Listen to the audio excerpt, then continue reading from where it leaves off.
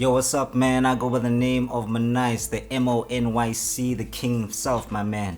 Yo, I'm chilling with my brother, Breezy KoGae, aka the boys in the house. You better know it. Get Scoop is the house. Uh-huh. That's what's up, man. We are here. And Back this with another is one. the Gentship in the Studio podcast. And as he said it, we are back with another one. Yeah. So, man, just to kick things off and how we usually do, man, we're going to check in with the mind, body, and soul. So, how's Breezy Mongz and how's he been doing? I'm doing good, man. I'm doing good. I gotta say that personally, I am a fantastic person. You understand? And I love to always feel fantastic because of, when you're in a fantastic mood, man, things just looks fantastic. Things becomes easier for you. So I'm good, man. I'm fantastic. I gotta say my mind is a little bit off stressed. I'm dealing with a lot right now mentally. That's the only thing that I could say that it's actually taking a lot of knocks or a lot of hits right now. Yeah. But I'm sure that I'll be alright, man. I'm sure that I'll be alright, bro. Yeah. And the soul is good, man. The soul is great, man. The soul is great. And yeah, man. What about yourself, bro? What about yourself, man? MONYC is good, man. MONYC is good, man. Mind, is good. Maybe a bit surprised of how niggas roll. But yo, it's cool. It is what it is, you know. I check you. Yeah. So the mind and the body is healthy, man. The body is healthy. It's doing good. Not so much as tense, but yeah, they're healthy, eating well, and the soul is. What did I say last time? It's exhilarated. That's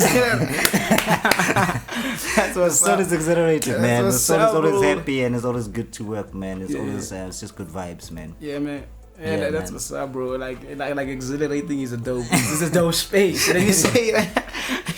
Exhilarating is a dope space, man. Yeah. I gotta say, man, to kick off our shit, man. Yeah. Since we're good here, bro, what do you think of the environment right now, bro? Because I just feel like the environment that we are in right now is a beefy environment. It's a beefy environment, man. Everybody is on a beef spree. You understand? Like everybody People want just smoke. People want smoke. It seems like people want smoke from different Everybody directions, just wanna man. beef with everybody, Yo, bro. man. I don't know. So, what do you think of that, man? What Yo, do you man. think of, like, especially like, okay, let's start with beef and everything, like what's happening out here. What do you think of that? Yeah, man, the beef is very.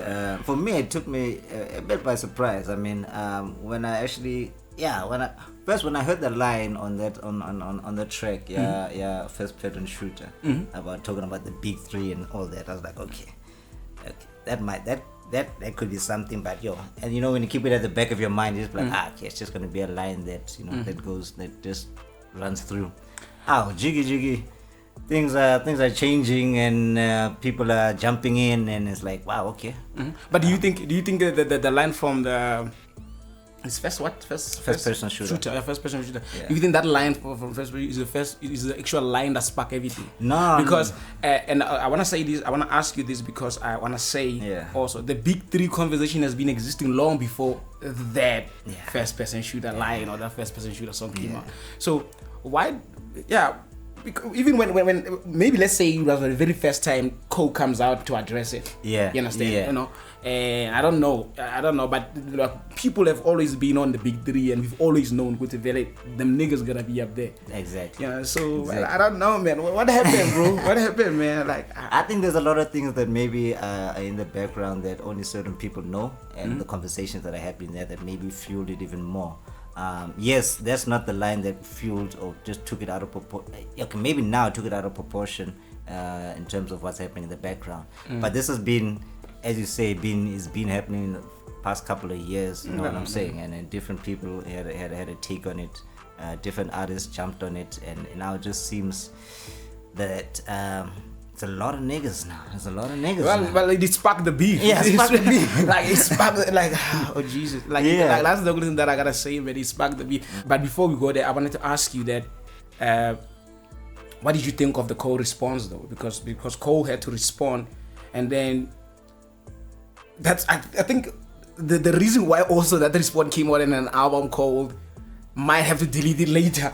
A few days later, he comes back and apologizes. I don't know how did that happen, but how did that make you feel? Like him going after Kendrick, and then a few days later, and then he comes back and apologizes. Yo, man, what I can say is that track, I loved it. I mean, it was proper like hip hop, proper bars, and proper actually going to someone, going for someone, you know. And I thought because it's hip hop nature, that's what usually happens. And what he did in terms of apologizing, a lot of people were like, I was shocked because that's not what usually people do in a beef. You know what I'm saying? People don't apologize. People go one jab, you jab. You gotta me. jab me. You gotta jab me.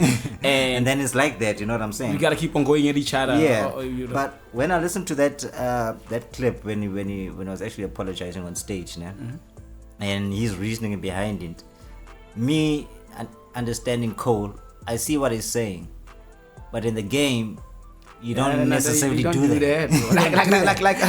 like I love Cole, bro, but you don't do that, man. And I love all of them niggas. But you don't do that. Like if you're coming at me, you're coming at me, my nigga. Like don't come at me and then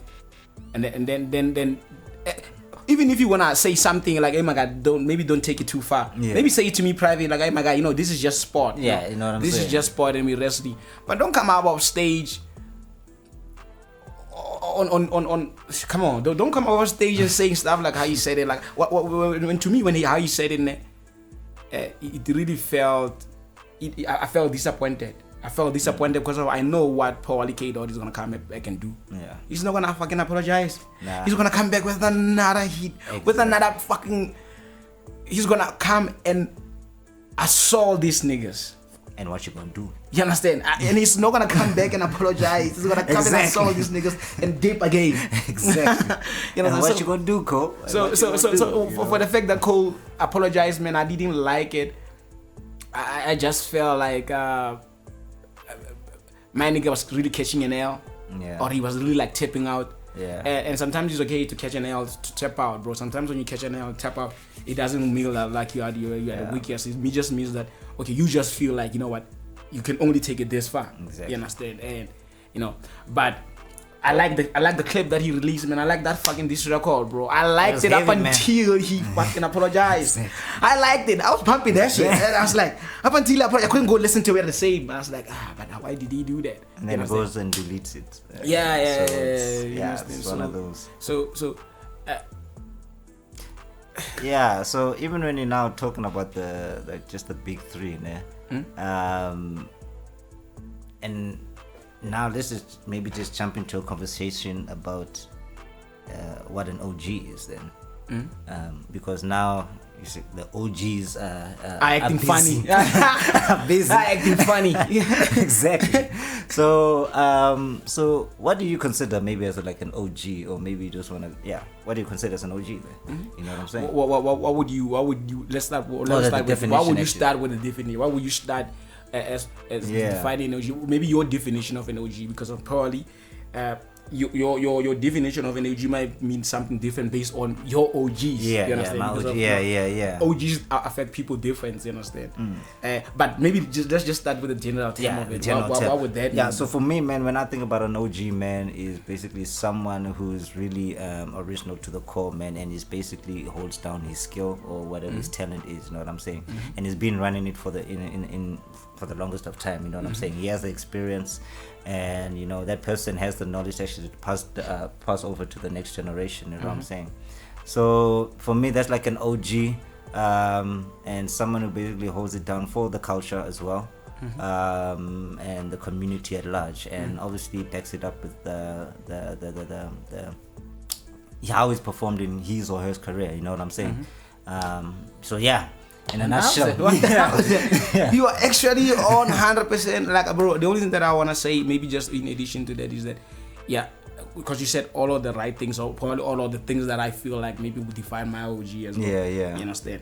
Maybe one thing that I would like to add, man, is that he really needs to be bringing up people. Like whatever his skill set that he acquired, whatever knowledge, whatever all of this shit that he actually acquired for himself throughout the longevity that he had, he still needs to be able to bring in other people and see the same skills that he developed on those other people that he's bringing up. You understand? So an OG will have to definitely do that. You understand? You have to definitely be able to give back to the community, not just like everything that he has acquired.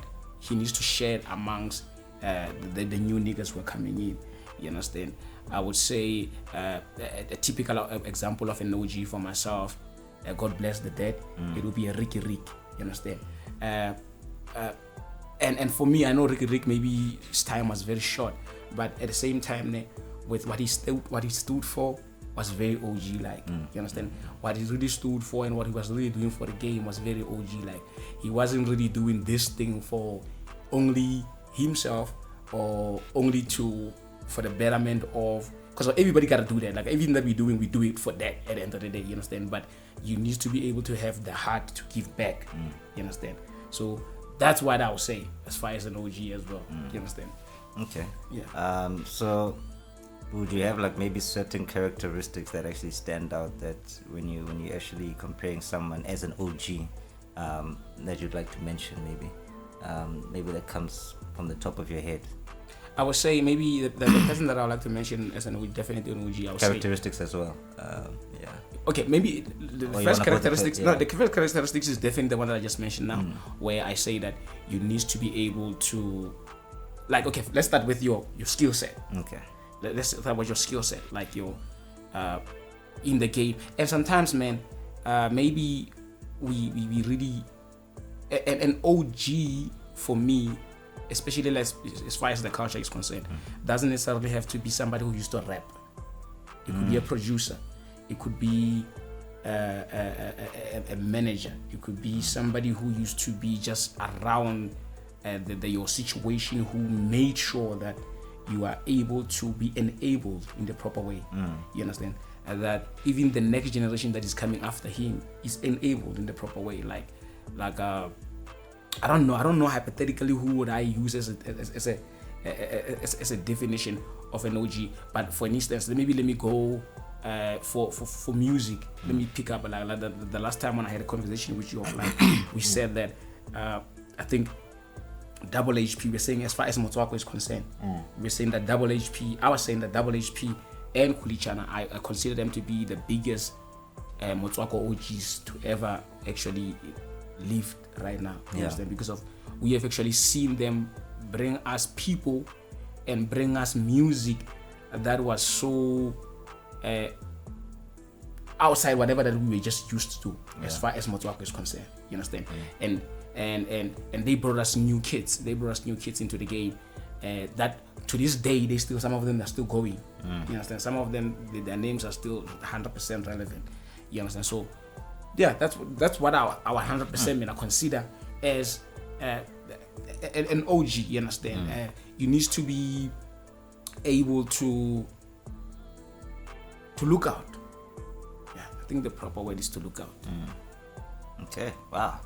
Yeah, no, I think you gave it like a proper I don't know if breakdown. Yeah. You know, you gave it like a proper breakdown, and you gave like two of your own examples, especially from Motswako. So I know you mentioned those two. So when you're looking at just overall SA, especially in the hip hop scene, are there other ones that you'd like to mention, or you're just good at those two?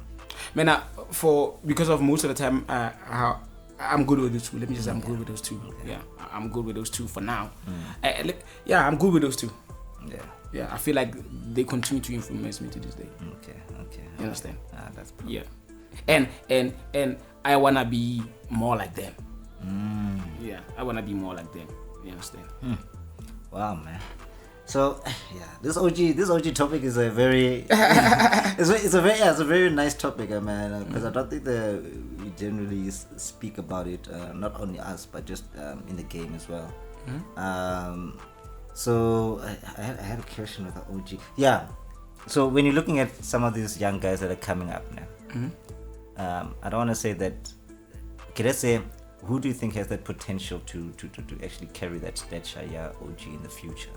Especially the guys that are out now, the guys that you see now. You know, I'm not gonna mention names now, but maybe you can give me yours, your pick. No, there's definitely a few. there's honestly how the game is moving right now. It's more. I feel like the niggas got more control of it than the business got control of it. Yeah. Okay. And I believe from that point of view, we are going to be able to get more OG like vibes because of niggas are 100% in control of whatever that they doing. You understand? But man, I think there's a few, bro. I feel like there's a few people. I feel like for right now it's still too early for you to say anybody could be. You understand? But also, man, even with potential of when you look at the game right now, you're really starting to begin to see niggas who are taking the game for the next 10, 15 years. You understand? Just based on their pen. You understand? Just based on their pen. Like if their pen is at this level right now, you could tell what you're talking about, bro. In a few years, your shit would be like something else. Yeah, you understand? Something else. And if you could take that shit, multiplied with some of the extra giving back to the community type stuff. Yeah, I think you qualify. I think you qualify. You understand? You take that, you do that, and we start seeing some kids rolling with you that got potential. Yeah. That's what we wanna do. Okay. You understand? Because as niggas, we need to start letting each other in, bro. We gotta, man. We need to start letting each other in, bro. I be seeing some of these niggas how they move sometimes, man. I be like, you niggas just weird, bro. Like weird. Well, I know especially with Gentship, we do our own thing, and we got our own lane. We got our own style. You know what I'm saying? And we recently released a song, called 2000. You know what I'm talking about? So that we can even a bit touch on just to slip in and be like, yo, 2000 has been released for a few now. So I don't know, what's your reception on 2000 from your side? What the streets saying, Because from my side, man, it's been very interesting to see it grow.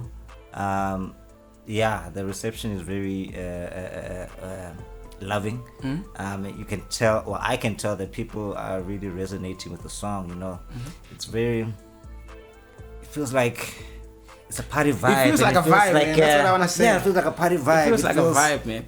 There's so much into it, but you can let me know what you think. I was gonna say, bro, when we made the song, when initially we made the song, we made the song to create a vibe.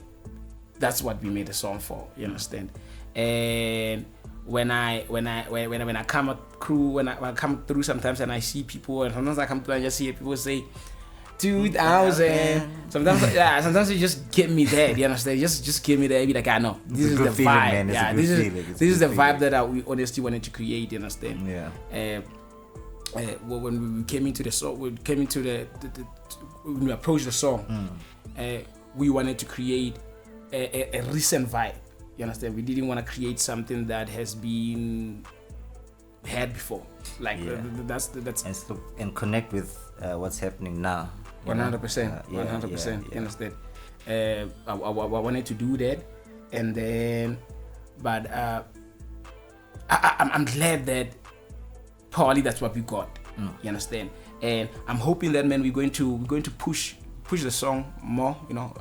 I know that there's still a lot to come. This is just the early days since the song has been released. Definitely gotta push some promo on it, push it up until we see where can it get. But it's definitely a nice song. So if someone had to come up to you, man, and just ask you, man, like, what's the purpose of the song? Like, what's the message in the song? What would you have to say? Well, I'll say this. I'll say this. That's the check that guy. I'll say this. That so 2000 is a song about a vibe. It's a song about absolutely anybody who's just looking for a vibe. You understand? And Ratiba Majita, most of the time, When it's a Friday, we're looking for a vibe. When it's a Saturday, we're looking for a vibe. So when you go out and you meet this young lady, and you guys just have a nice time. Have a nice time. That's the only thing. That's what basically what 2000 is about. Yeah. It's about a nice time. You understand? So I hope that's all it is. Yeah. You understand? I hope that's all it is. You understand? Because of some of these niggas sometimes they be taking this shit to the extreme. Yeah, they take it to the extreme.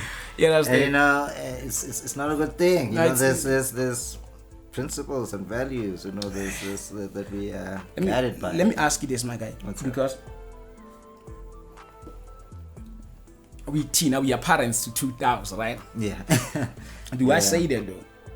What do you mean? Do I say that? So, do I say that we are parents to 2000? And what I mean about it is, our kids are born in the 2010s and the 2020s, right?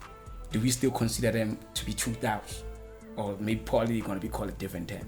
Maybe their generation is going to be called a different term. Do they have a different name now? Because remember, we called there's millennials, Gen Zs, and so forth and whatnot. Yeah. And then, because generally when people talk about 2000s, the perception is teenagers to young adults. Mm-hmm. But nothing younger than that. 100%. So I don't know if there's a specific term for those kids, you know. Especially the ones that are in there. But the reason why I'm saying that, I'm asking about the 2010s and the 2020s because of, man, we are parents to these kids, and bro, I just believe that as parents we just need to be doing better in raising these kids. Yeah, you understand? We were raised better. Yeah, I gotta say that we were raised to honor so many things. We were raised to cherish so many things. We were raised to be scared of so many things. But sometimes I just believe Gucci, or I just see, or I just feel Gucci. Man, our 2010s and our 2020s, and maybe the generations that we're going to see are not really going to be scared of a lot of things. You understand? And it comes back to us as the parents, or we the parents who you know. So I just want to say that to say, you know what, man, as parents, bro, we were raised better. Our parents raised us better.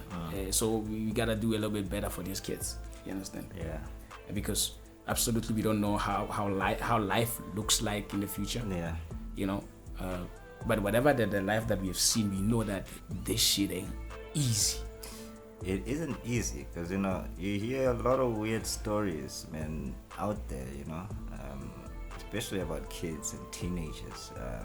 Yes, some of them are very, you wonder how did a situation like that even arise, you know what I'm saying? Man, every single time, and you're 100%, but every single time I see kids or teenagers or in that type of situation, my very, very first question is, where are their parents? Because the parents can be 1950s and 1960s or 1970s probably. Yeah. The parents probably 1980s, 1990s. So every single time when I hear a situation like that, I always ask myself, but where is this kid's parents though? And I understand that, you know. What's the family structure like, you know? Is there a father there? Is it a single mother? Is it a single father? Are the grandparents the guardians, you know? All of that has an effect. Yeah, you know? yeah, 100%. Yeah. But one thing that I gotta say, and I mean, as a parent, that's what I'll say that before I go out and have a nice time, let me just make sure that my teenage child, or even my toddler child, she's proper, and there's somebody 100% looking after them. You understand? Because sometimes we just tend to go out and we're thinking that our kids is sleeping, but sometimes our kids is not sleeping. Yeah. Our kids, when we go out, they go out. They go out as well. They wait for you to go out. You understand? They know. Yeah. They're waiting for you to say that you're going out. You understand? So Yeah, bro. That's the honestly on this 2000 conversation, man. That's just how I feel. I just feel like it comes down to us as parents, man. Let's raise these kids better. Yeah. You know. And let's enjoy. Let's enjoy spaces in a very safe manner. Especially when you're talking about that 2000, you know what I'm saying? We're talking about chilling with with young people, you know what I'm saying? They're enjoying it. You can say a young lady, my guy. A young lady. I don't want to, you know what I thought about it now? I thought about how people cut clips now, and I'm like, these guys are talking about young women. I'm like, no, it's fine. You're gonna be on your Diddy vibe or some shit like no, come on. some crazy shit. No, it's fine. But when you're chilling with young ladies, you know what I'm saying? I don't know why. Just create a safe environment, you know, and then trust me, you're gonna create a vibe that's just out of this world, you know. I was gonna ask you. Talking about a safe environment, safe. How did you feel about our FS outing? What? No, not first outing, but FS outing. Yeah, like the Free State one. The Free State one when we had to go out at night. Yeah, to go out at night. How did you feel about that though? What I can say, what was the experience? I love the experience, man. You know, when you're out, you know, and you're at this, you're cruising through these top places, these different kind of hood places, man. I loved it, man. I enjoyed it, man. I enjoyed it, man. The people were very interesting. Very interesting, you know what I'm saying? You got a lot of characters out there. Yeah, no, that's what's and for me, because I'm mostly in Joburg, experiencing these different people from different walks of life, different backgrounds is I hold it dear, man. However, because that's what builds you. You know, that's how you acclimatize to different situations. I was gonna say I'm glad you enjoyed that, Yeah. that, bro, because you know people like to be uptight sometimes. Yeah, you know? People like to be uptight sometimes. Be like, I mean, I can only enjoy this type of vibe. A lot of people think I'm uptight like that, though. No, I promise you. Like, but it's because of like what people vibe signals they be saying. You understand? Because of, you know, like believe you me, like people will be uptight, bro. Like people like, especially like the top type of places, bro. Like people don't be like.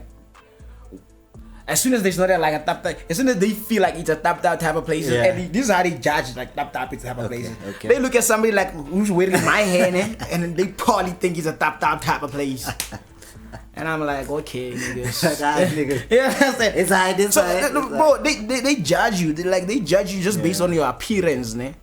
And they just feel like, oh no, it's a top type of place. Yeah. And then they just like, cool. And I understand sometimes, man. There's just places that are unsafe. You know, I'm not saying niggas should go throw themselves in unsafe places. Yeah. But the vibe is a vibe, bro. Like the same people that you're enjoying wherever is the same people. Not the same people, but you know, you're gonna recognizable people. You are 100%. Yeah. Like the experience, like when you're out vibing, the most important thing that you're going to get it's the experience. It's experience. No, it's not the people around. It's the experience, and the people around might give you the experience, ne? But man, you know what I enjoy? Yeah. I enjoy the most organic experience, bro. I enjoy the most. Like I enjoy the most uncut experience. See that nigga who came out to us and he started talking to some other type stuff, and I was like, uncut. Yeah, ne? Yeah. So man, that's the type of experience. You know, it's weird. It's weird what makes people feel alive. You know, it's weird what what makes adrenaline runs through our bodies. You understand? You know, so. You know, man, I enjoy shit like that, bro. Like I enjoy those type of vibes because that's why I feel like I really get to connect with the people. Yeah, and I think we should do it. We should do that more, and we're gonna plan to do it more. Just to go in those different spaces to explore. No, we definitely going to. Because I think those spaces need Gentship. No, they definitely need Gentship. Yeah, they definitely need Gentship. So we're just gonna explore and do that thing. Yeah. The other thing I wanted to. Let's. Oh, you want to jump on something? No, you wanna go on something? You still wanna? Yeah, no, I mean like the stuff that has been happening recently in the industry. You know, I think the Cotton Fest was recent. Oh yeah. So yeah, I wanted us to maybe to jump on that, like what you thought of it, your review of it, and what they're doing with it. I mean, since since the inception of the festival. Yeah.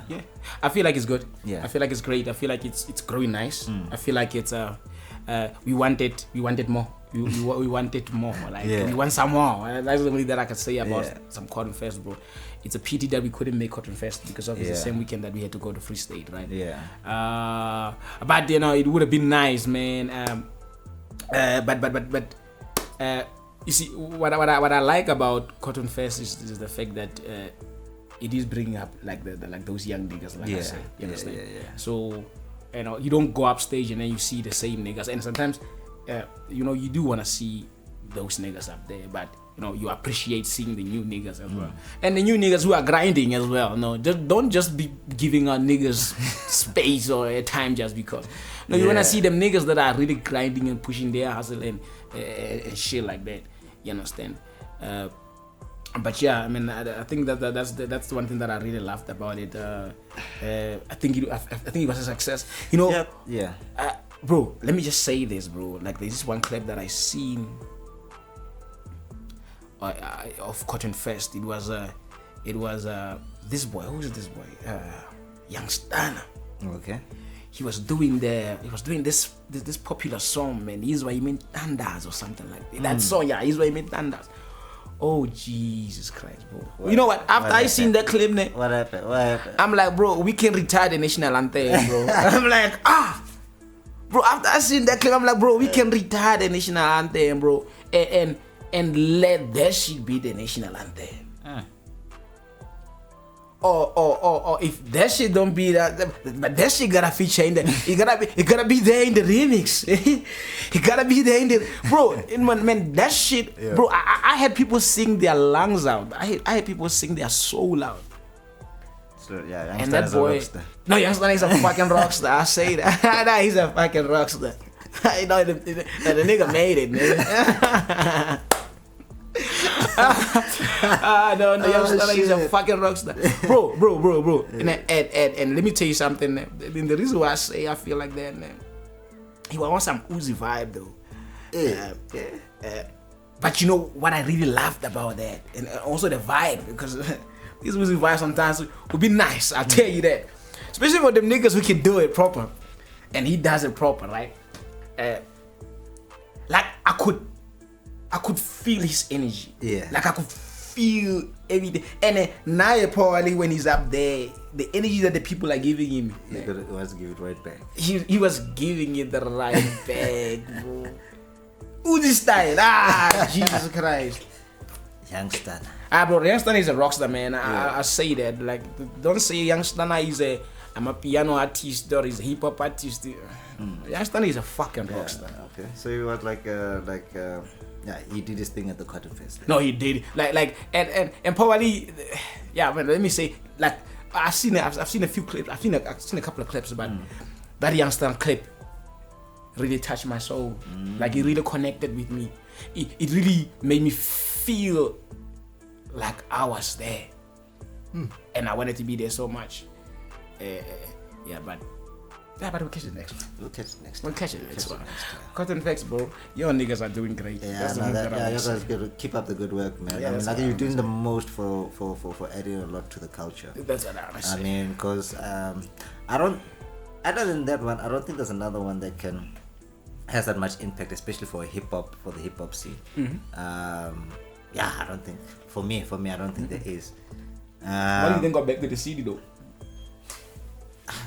Because they're still back to the city. For some reason, I feel like Cotton Fest, in terms of its impact on the hip hop scene, could overthrown back to the city. You think, Yeah, I believe so too. Especially with because the 2000s are on it, man. And they have a lot of influence, man. And especially with the fashion, the music. Bro, and I feel like Cotton Fest is just now. Yeah. It has that like, I don't know what them niggas is doing there, but it's just, or maybe it's the venues, bro. But it's just, it is that thing that is you want. Yeah, exactly. You want to be part of. Like it's so fresh, man. Exactly. You understand? I was gonna say, do you think? Also speaking on it, do you think we're ever gonna see Maftan Heights though? Oof. Are we ever gonna see Maftan Heights? No, I don't think so. I don't think so. Because now we're talking about back to the city. But slowly. But back to the city only went away because of COVID, but now they back. But okay, the impact. But I don't want to really talk impact like that because I'm not really sure. But what I can tell you is that I love me some Cotton Fest though. And I hear people speak about Cotton Fest more. You see. Than I hear people speak about back to the city. You see. So now Maftan Heights, I'm not sure, man. Bro, but we need. But here's the thing, man. Because at the end of the day, man, this is all culture. Because most of the Motswako niggas, right? Yeah, Maftan Heights is, but it doesn't have to be Motswako. Maftan Heights used to be Coolie and his niggas, and yeah, that's the main. That's the main. Yeah. But Maftan Heights used to do the AKA, used to do the other niggas 100%. You understand? Yeah. So, yeah, man. I just want anything for culture, bro. And like I said, it doesn't have to be like, oh. Yeah. You just gotta have these cozy setups. Yeah. Let's have these cozy setups, man, and do something great for the culture. Yeah. That's where I'm at, man. Yeah. Because I know that the fans will show. I don't know what I'm saying. The fans will show. So yeah. I'm saying if you invite them, yeah, they definitely gonna. You're gonna do something for them. You invite them, they're gonna show. They will show. I mean, we could even speak about our exports. In terms of our artists, and a particular one that's I feel he's doing good things. Blxckie. Okay. But anyway, like the Dreamville tour. That's great, man. Yeah, that's great. It's amazing, man. You know what? Let me say this thing to you, man. If you ever thought like none of this shit could ever exist, man, now it's existing. And honestly, if you ever thought that maybe your music or our music probably was inferior this side, man, yeah, my friend, you need to bury that thought. Bury that thought and just move away. Yeah. You understand? Because at the end of the day, bro, like, it has been proven on so many levels and so many occasions that our music is capable of influencing culture beyond the borders. Yeah. You understand? So what Blxckie is basically doing right now, he's definitely influencing culture beyond the borders. Yeah. You understand? He's doing something that maybe a few years later more people are supposed to go back there and do. Yeah. It shouldn't just be him and it ends with him, you understand? Yeah. And also like I even with that was great for him, but like he should go back there to headline. Yeah. He should. He should go back to headline. Mm-hmm. And even sometimes if he's not headlining, but he should go back there again for there's a more prominent spot. But I think it's building on the relations. Because obviously features will come out of that. Mm-hmm. New audience, of course. You think he might end up being Dreamville? Be in Dreamville. Yeah. Think he might end up being Dreamville? I don't know how to answer that question. I don't want to say yes or no. You think Dreamville needs a Blxckie? Let's start there. Do they need a Blxckie? The thing with music is that it would be interesting to have different kinds of spice. I don't want to say yes, I don't want to say no. It would be interesting to see, let's say for example, him having a prominent feature on their album. Or whatever, mixtape or EP, whatever they might release, where he has a couple of songs, and that would be interesting. You know what I'm saying? So probably, maybe from the performance of that, or if that actually had to materialize, then we'd see him standing in more, doing more for Dreamville. in Dreamville, not for Dreamville. Yeah, That would be dope though. yeah, that'd be actually. And dope. I'm just asking to just say because at the end of the day, bro, like we still want somebody to hit those pinnacles, right? Yeah. We still want somebody to hit those pinnacles. I don't know also what would that do for us. Yeah, but I feel like we just want to see somebody being on like a major. Yeah, I mean, And I don't want like when I say yeah, exactly that, like you being backed by like major niggas. You understand? And not just them backing you up with an Instagram post, you know, or yeah, but them backing your project full on. You know what I'm saying? Yeah. And you being on their project like full on, like so like we're just gonna have you on one Dreamville song. And then That's a rap. And it's a single, it's not even on an album. It's not even on, you understand? So no. Yeah. You understand? So no, if I see that, man, I'll be like, okay, fine, we're moving, and we're expanding from the South African culture or South African industry, hip hop scene, you know. Yeah. And it's good to see that. So yeah, I don't know if you wanted to add more on that. Maybe let me just say, and also I will know that at least he got a bigger check. He got a bigger check, and of course, and at least that bigger check do exist. You understand? They do exist. Yeah, that's it. So that's what he would do. But yeah, man, I think Peter, that's it. Yeah, man. Yeah, I think that's it, man. I think we can close it on that note. This has been a fantastic, interesting, intriguing, gentabulous episode of Gentship in the Corner podcast. Gentship in the studio podcast. Hey, Gentship in the hey, Banna. Yeah, Gentship in the studio podcast. Yeah, man, it has been me, Manias, the MONYC, the king himself, and I got my brother. Yeah, man, I go by the name of Breezy, Mongz, KoGae, aka the boys in the house. Yeah, Yes, go to the house. Gentship signing out. We are out, man. Yeah. Yeah.